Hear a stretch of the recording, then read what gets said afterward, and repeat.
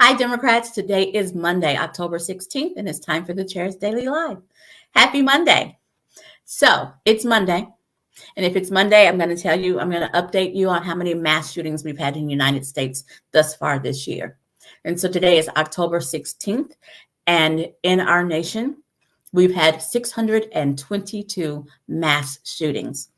And if it's your first time here, I'll remind you that mass shootings mean 4 or more people were shot in addition to the shooter.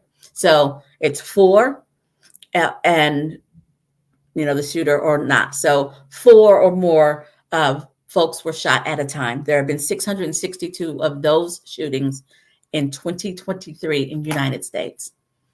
I want to be better than this.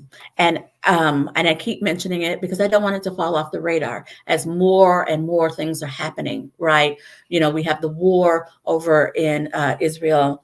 There's just so many things going on. I don't want us to lose sight of this because we live in a Second Amendment sanctuary state. Don't even get me started on that. And we live very close. This weekend was OU Texas weekend. Is that right? This past weekend was OU Texas weekend, and there was a shooting at the Texas State Fair. The amount of people who are at the Texas State Fair is astounding, and to think that there was a shooting there, it's depressing. It's depressing and it's sad. So that's how many shootings. Now let's talk to issues closer to home. Issues really close to home. And today I'm just going to focus on education. I'm not going to talk about anything else. I'm just going to focus on education. So I'm going to start with the Catholic charter school. So I talked about this last week or the week before, how Oklahoma was the first state in the union to approve a religious-based public charter school, meaning a religious-based school funded by taxpayer dollars. We were the first state in the nation to approve such a thing, but it's hit a snag.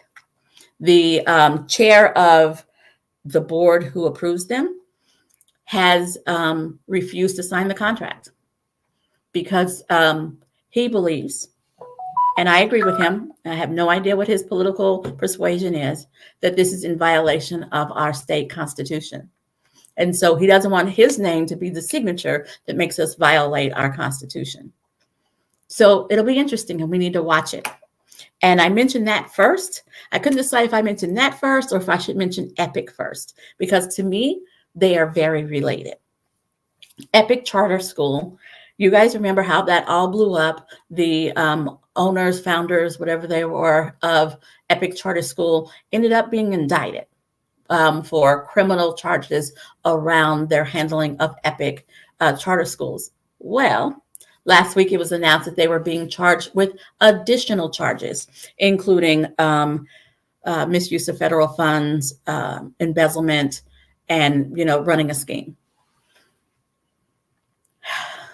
This is what happens when we ignore the rules. This is what happens when we ignore the rules and we make deals for special folks and not deals for, we have a rule for certain people and we clear the path for them. This is what happens. That's why we have rules, regulations, laws, a constitution to govern how we make decisions and who's allowed to be in what positions. And so these men were put in a position where we decided to put a blind eye to the rules, and they kind of, I'm going to say, allegedly ran roughshod of all of the rules. I think it's foolhardy for us, having not resolved what's going on with EPIC, to enter into the exact same kind of deal with the Catholic Church. And perhaps that's what the chairman of that board decided and why he was reluctant to sign that deal. But they have been indicted with more charges. That's a real thing.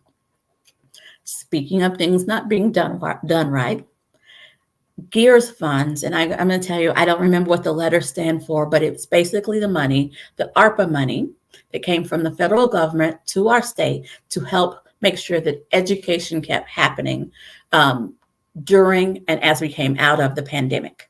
So the federal government gave every state some money. So they gave us some money that was so the first group of money that they gave us got misused with class wallet, right? So then they gave us a second grouping of money, and we used it for everything but schools. We used it for Boys and Girls Club. I have nothing against Boys and Girls Club, but that's not what the money was for. They used it for Learning Blade, which is some for-profit tutoring system. They used it for all of these outside entities that had nothing to do directly with education. And they spent over $500,000 on admin costs. There was $273 million, $1,000 that they called admin cost. And then there was $250,000 that they called consulting fee.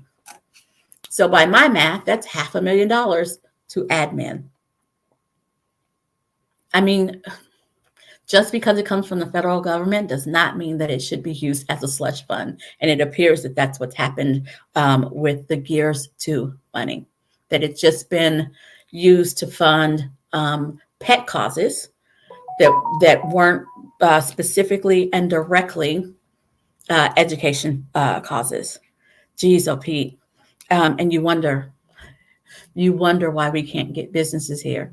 They count on an educated workforce, and they count on having good schools that when they bring someone to our state, that folks are confident that their children are going to be educated.